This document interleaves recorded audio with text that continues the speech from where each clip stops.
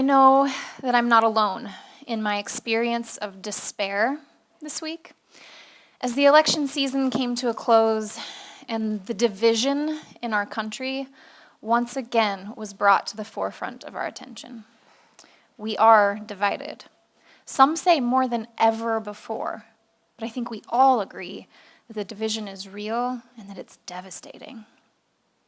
Even as we celebrated beautiful, hopeful, historic wins this week and experienced huge sighs of relief, that relief and that joy, those hopeful feelings, they were definitely still sitting right alongside a lot of fear and a lot of despair as the reality of our brokenness and our separation continues to sink in.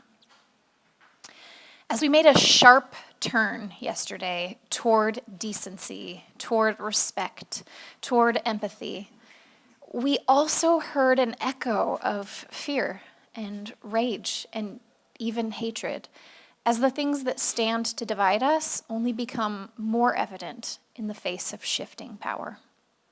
We hear calls for unity and we wonder, is that even possible? How can we come together when we're this far apart? How can we heal when we're this sick, this broken? I know for me this week, it felt like the weight of impossibility was sitting on my chest, like true despair, like no path forward. And so I wanted this morning, as we gather together in a community whose mission is social wholeness, to take a moment for grounding and centering and remembering that we do have a path. We need not despair. There is hope and there is a way to heal the divide. I think it's crucial to move out of despair in this, despair in the face of the divide, because despair is so different than grief. Grief is inherently active. Grief moves us, whereas despair stagnates. Despair traps us. Grief activates. Despair discourages. It arrests us. And so this week, I personally was feeling despair rather than grief. I recognized this because I was in that curl into a ball, never leave my bedroom again, there's nothing for me to do out here in the world feeling, right? It feels like hopelessness. And I was able to get curious around it as I recognized the despair in me. So I just wanted to share what came up for me in that this week as I was meditating on social wholeness in our country's great divide and how to move out of despair so that I can mobilize and be a part of the solution. So despair discourages movement, right? And that's why it works really well as a tool for upholding the status quo. If people experience despair, they won't mobilize. It's an age-old trick played out on society by the way of empire, the way of the oppressor and the abuser. Keep people in despair. Despair equals no way out.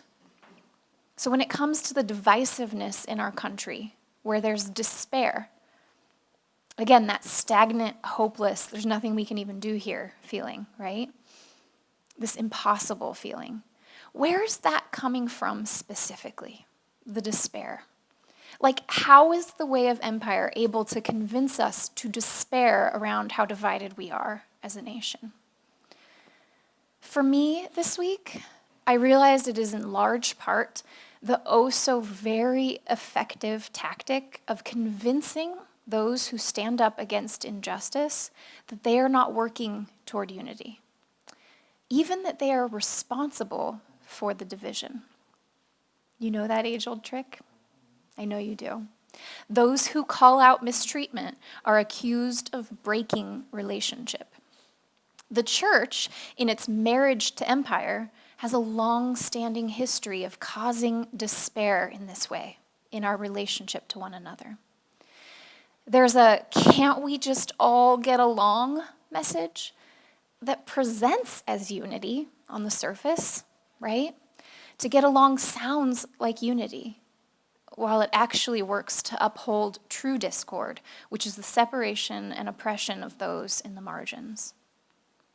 And so, if we are to move out of despair and be actively working toward unity, I think it's absolutely imperative that we remember and recognize that we're very aware that justice work is inherently unifying work. Even when it upsets the apple cart, even when there's a raging backlash, even when some refuse to work together, even when there's a breaking of relationship, justice work is inherently unifying work. Or to say it another way, there is no unity without justice. That's what I long for us to remember today, to be grounded in today. There is no unity without justice. Injustice will always divide us. So long as injustice exists, we will be divided. The injustice is the divisive thing. Rid the country of injustice, see that the country will heal and come together. When we actively work toward justice, we often lose relationships. It's true. And I know so many of us have been there and are there now. The family members who won't talk to us, won't come to our weddings, will no longer consider us, will no longer invite us. The fighting and the breaking and the losing of these relationships. And there's so much grief. But I come to you today asking that you do not despair. Do not despair for your choice to march in the pride parade with your children, to hang the rainbow flag, to marry the love of your life. That choice to stand in the margins will always benefit the whole.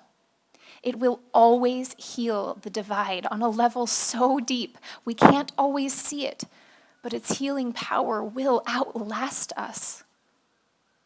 Do not despair for your choice to march in the Black Lives Matter protests, to call out the racist uncle at the dinner table, to call out the racist ideas coursing through our own veins. That choice to stand in the margins will always benefit the whole. It will always heal the divide on a level so deep we can't always see it, but its healing power will outlast us. So do not despair for your choice to donate money to immigration lawyers and calling government officials and protesting the building of walls and the locking of cages. Do not despair in your building and protecting of sanctuaries. That choice to stand in the margins will always benefit the whole. It will always heal the divide on a level so deep we can't always see it, but its healing power will outlast us. My loves, the pursuit of justice will heal our country. The pursuit of justice will heal our souls. The pursuit of justice will unify us. The breaking of relationship that happens in direct response to justice work, it is temporal. It is liminal space, a threshold in the great story of humanity. A breaking that leads to opening, that leads to healing and wholeness. It is a necessary breaking that makes true unity possible. We are only united if we are whole, and we cannot be whole when part of us are on the edge. And so we run to the margins in pursuit of unity. We fight the oppression and the oppressor in pursuit of unity. We protest and we draw lines in the sand in pursuit of unity. We break and we burn and we build in pursuit of unity.